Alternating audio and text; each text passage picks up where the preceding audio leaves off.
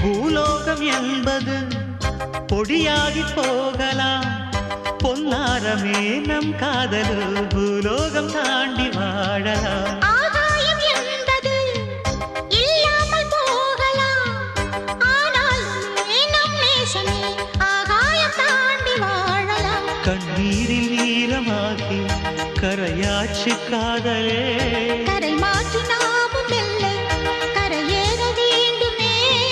நாளை வரும் காலம் நம்மை கொண்டாடுமே.